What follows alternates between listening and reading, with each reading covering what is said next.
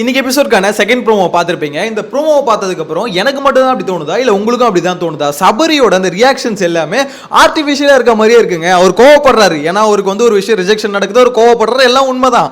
ஆனால் அது என்னன்னு தெரியல, ஏற்றுக்கவே முடியல. அவர் ஏதோ சீரியல் ஆக்ட் பண்ணுற மாதிரி இங்கே பார்த்தீங்கன்னா ஒரு சீரியல் ஆக்டாக உள்ள நடத்திக்கிட்டு இருக்காரு மாதிரியே எனக்கு என்னமோ ஃபீல் ஆகுது.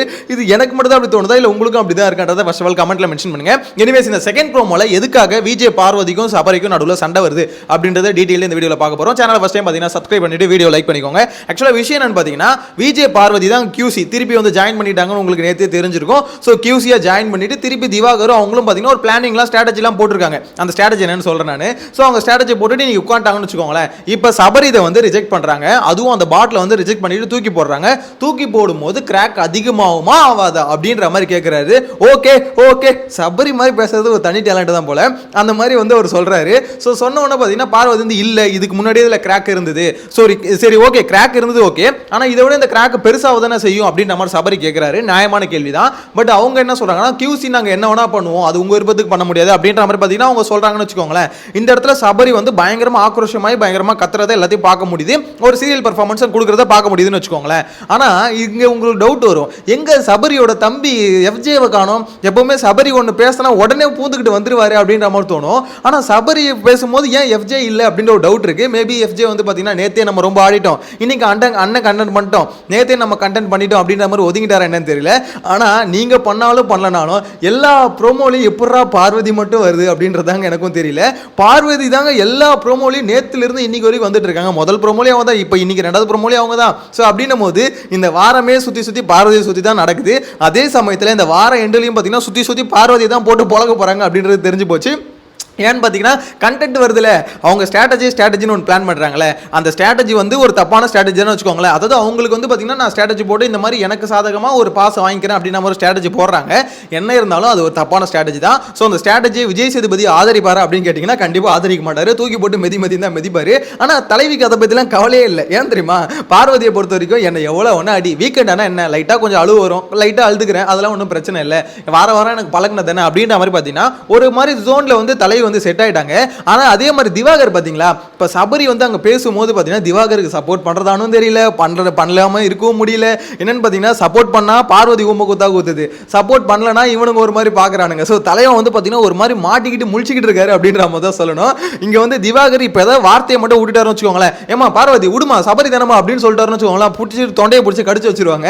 அந்த அளவுக்கு பார்வதி பாத்தீங்கன்னா செம்ம காண்டாய் நேத்துலாம் பயங்கரமா ஸ்பீச் கொடுத்துருக்காங்க. இந்த மாதிரி நாளைக்கு மட்டும் நீ சொதப்புன உன்னை சொருகிடுவேன் அப்படின்ற அளவுக்கு பாத்தீங்கன்னா பயங்கரமா மோட்டிவேஷனல் ஸ்பீச் கொடுத்து, இருந்தாலும் பார்வதிக்கு ஒரு டவுட் இருக்கு, இந்த ஆள் எங்கேயா சொதப்பிடுவாரோ அப்படின்ற மாதிரி ஒரு டவுட் இருக்கு. ஆனா நான் நைட் பாத்தீங்கன்னா நிறைய பேசியிருக்காங்க, இந்த மாதிரி நாளைக்கு மட்டும் சொதப்பிடாதுன்னு, நம்ம ஸ்ட்ராட்டஜி பிளான் கரெக்டா போகணும், உனக்கு என்ன கானா வினோத் வரக்கூடாது, அவர் வரமாட்டாங்க, அதே மாதிரி உனக்கு என்ன இவங்க சபரி வரக்கூடாது, அதே மாதிரி சபரியும் வரக்கூடாது, ரெண்டு பேரும் பேசி டீடைல்டா பாத்தீங்கன்னா டிஸ்கஷன் முடிச்சுட்டு தான் இன்னைக்கு உட்கார்ந்துருக்காங்க.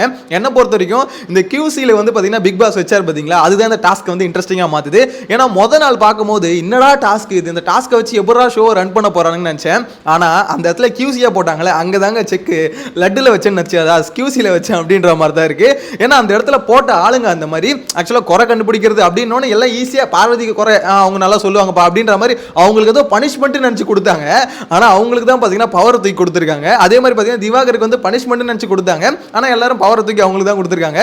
சோ இப்படிப்பட்ட பவர் இருக்குன்னு தெரிஞ்சா சத்தியமா யாரும் பார்வதியை தூக்கி QC-ல போட்டிருக்க மாட்டானுங்க.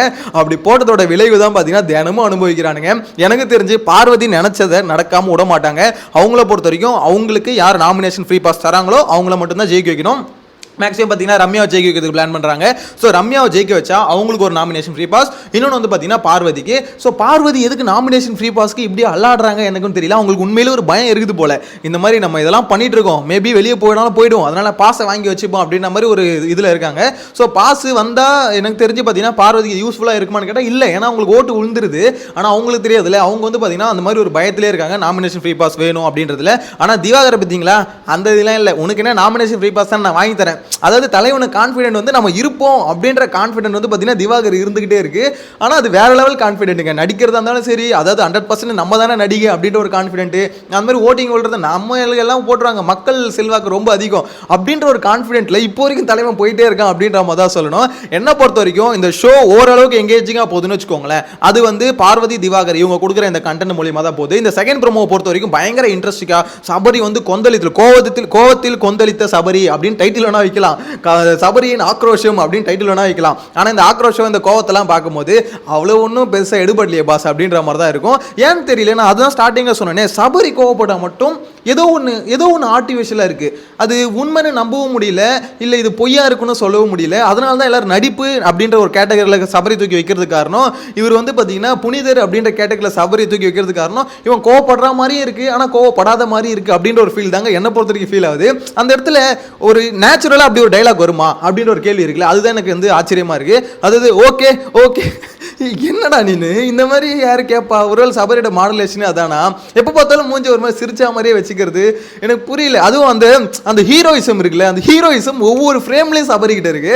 அந்த கையிலேயே மடிச்சு கட்டு போகிறத பார்த்தீங்களா, ஆக்சுவலாக கோவத்தில் எல்லா வீடியோ போவாங்க, ஆனால் கோவத்தில் கூட அந்த ஹீரோயிசம் அன்னைக்கு அந்த மாதிரி தான் திவாகர் கூட உட்காந்து பேசும்போது ஏதோ ஒரு டைலாக் எமோஷனலாக பேசுவார், டக்குன்னு கால் மேலே காலை தூக்கி போட்டு ஒரு மாதிரி பாஷா ரஜினி மாதிரி பார்த்தீங்கன்னா போஸ்ட் கொடுத்து ஃபீல் பண்ணிட்டு இருக்காரு.